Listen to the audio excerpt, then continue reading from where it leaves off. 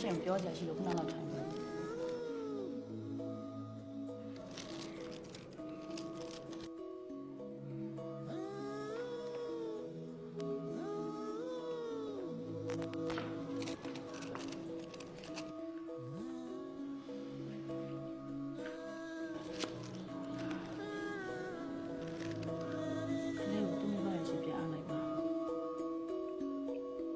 ဘာလို့ပြန်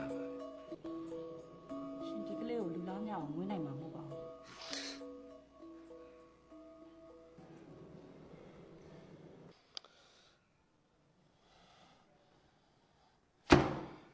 မင်းဒီကလေးကိုခေါ်မထားချင်တာရှောက်ပြောမနေနဲ့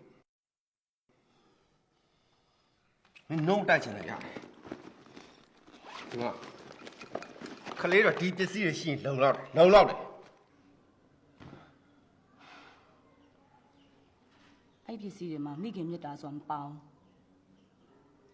ရှင်ကမိခင်မဟုတ်တော့ဘယ်ကိုချင်းစာတတ်ပါမလဲရှင်ကြောင့်ဘယ်တော့မှကလေးမရနိုင်တော့တဲ့မိခင်တယောက်ရဲ့အနာဂတ်ကိုရောလူရောင်ဖြစ်သေးတဲ့ကလေးတယောက်ရဲ့အနာဂတ်ကိုရော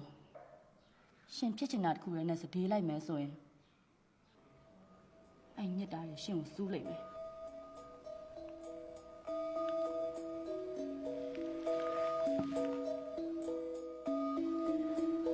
ကျမဒီเจ้าနေသိလို့ရှင်အံ့ဩနေတာ